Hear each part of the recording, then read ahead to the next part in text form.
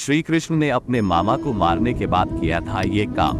प्रिय दर्शकों, आज हम जानेंगे कि श्री कृष्ण ने अपने मामा करने के बाद किया था कौन सा काम। तो प्रिय दर्शन, यदि आप हमारे चैनल डिजिटल हिंदी कथाएं पर नए हैं तो चैनल को सब्सक्राइब करके वीडियो को भी लाइक जरूर कर दें। चलिए यह वीडियो शुरू करते हैं। श्री कृष्ण ने जब कंस का वध कर दिया तो मथुरा की प्रजा ने बड़ी खुशियां मनाई।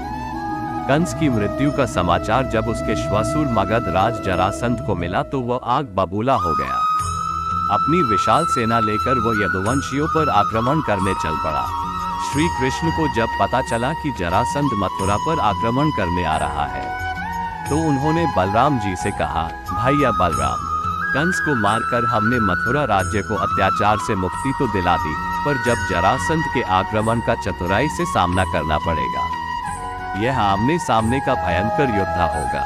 अतः सामान्य प्रजा को किसी सुरक्षित दुर्ग में रखकर धन जन की रक्षा करनी होगी। फिर हम सैनिकों को लेकर युद्ध करेंगे।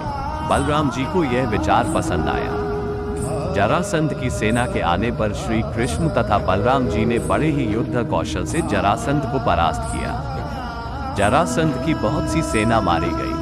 जरासंध बड़ा लज्जित हुआ।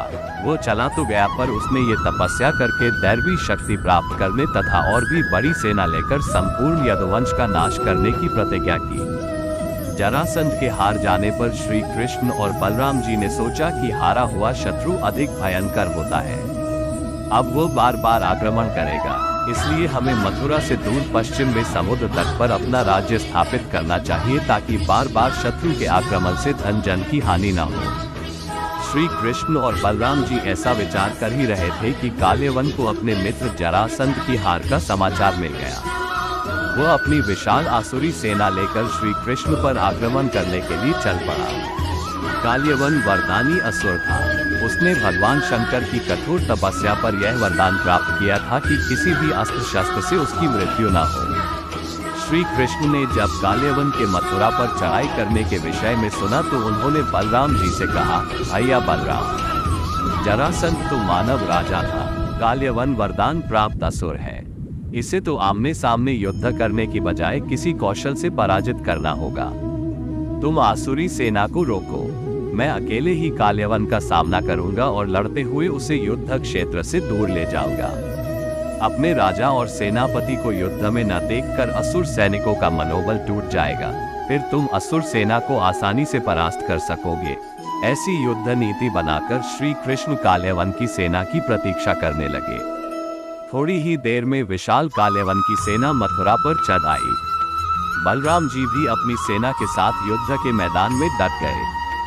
श्री कृष्ण सीधे काल्यवन के सामने आए। थोड़ी देर हथियारों से काल्यवन का सामना करते रहे।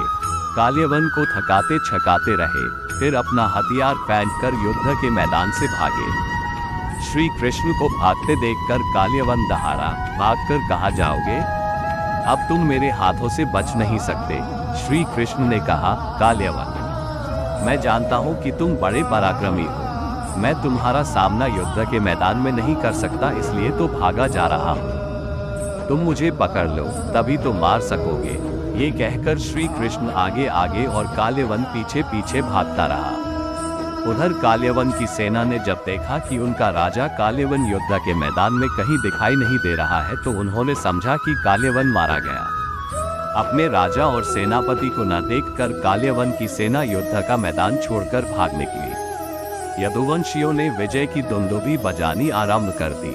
काल्यवन तो श्री कृष्ण को पकड़ने की धुन में पीछा करता जा रहा था। उसे अपनी सेना का ध्यान ही न रहा। श्री कृष्ण एक विशाल पहाड़ी गुफा में छिप गए। बहुत दूर निकल जाने के बाद भी जब श्री कृष्ण उसकी पकड़ में न आए तो उसने सोचा कि श्री कृष्ण अवश्य ही थककर डर के मारे इसी गुफा में छिप गए होंगे। वह भी गुफा में घुसा। उसने देखा कि गुफा के अंदर एक बहुत विशाल आदमी पैर से सिर तक अपने को पीताम्बर से ढके सो रहा है। उसे देखते ही काल्यवन अट्ठास कर उठा, अब आए न पकड़ने।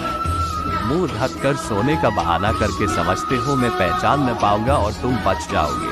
श्री कृष्ण एक खंभे की ओट में खड़े ये सब देख सुन रहे थे। काल्यवन ने उस सोते हुए व्यक्ति को जोर से एक लात मारी और चीख कर बोला, उठ, देख मैं तेरा काल आ गया हूँ।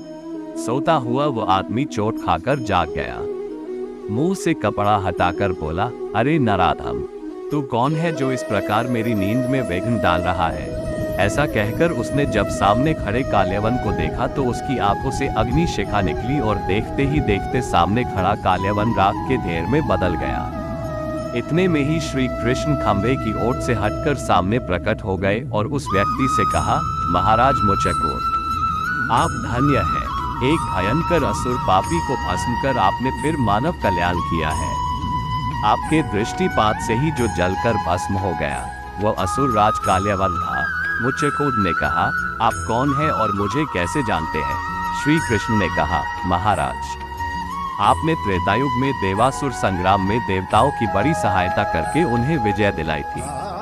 एक कल्प तक चलने वाले उस युद्ध में देवों की विजय होने पर जब आपने अपने राज्य और परिवार में जाने की इच्छा प्रकट की तो देवेंद्र ने कहा था, राजन, अब तो आपको यहाँ आए एक कल्प बीत चुका है। देवलोक में आने पर आपको देवों की आयु मिली थी। भूमंडल पर तो अब आपका न कोई राज्य है और न परिवार, इसलिए भूमंडल पर हम आपके विश्राम के लिए एक स्थान बताते हैं। आप वहां सोकर विश्राम करें। अगर किसी ने आपकी नींद में बाधा पहुंचाई तो वह आपके प्रथम दृष्टिपात से ही भस्म हो जाएगा। जाग जाने पर फिर आपको नारायण के दर्शन होंगे और आप बैकुंठ लोक चले जाएंगे। मुचकोट ने कहा, आपने जो कहा वह सब सत्य है, पर एक कल्प पुराने मेरे इतिहास को आप कैसे जानते हैं। आप कौन हैं? श्री कृष्ण ने कहा, मैं यदुवंशी कृष्ण हूँ। मुचकोट ने पूछा, एक साधारण नर ये सब कैसे जान सकता है। प्रभु, आपसे मेरी प्रार्थना है, आप अपने असली स्वरूप में मुझे दर्शन दें। मेरी नींद में बाधा डालने वाले इस असुर का तो प्राणात हुआ, पर अब जाग जाने पर मेरा क्या होगा। मैं कब तक इस अवस्था में पड़ा रहूंगा। श्री कृष्ण ने कहा, राजन, मैं नारायण का अवतार श्री कृष्ण द्वापर युग में नरलीला कर रहा हूँ। तुम मेरा वास्तविक स्वरूप देखोगे और उसे देखकर यह भौतिक शरीर त्याग कर अपने पुण्य कर्मों से मेरे मुक्ति लोक में वास करोगे। ऐसा कहकर श्री कृष्ण ने शंख, चक्र, गदा, पद्मधारी नारायण के स्वरूप में मुचकोट को दर्शन दिया। उसे देखते ही मुचकोट के शरीर से एक दिव्य ज्योति निकलकर आकाश में विलीन हो गई। हमें उम्मीद है कि आपको यह वीडियो पसंद आई होगी। अगर यह वीडियो पसंद आई तो चैनल को सब्सक्राइब करके वीडियो को लाइक जरूर कर दें और यह वीडियो को अपने दोस्तों और फैमिली मेंबर के साथ शेयर जरूर करें और कमेंट बॉक्स पर श्री कृष्ण गोविंद हरे मुरारी हे नाथ नारायण वासुदेवा जरूर लिखें। श्री कृष्ण आपकी सारी मनोकामनाएं पूरी करें। राधे राधे।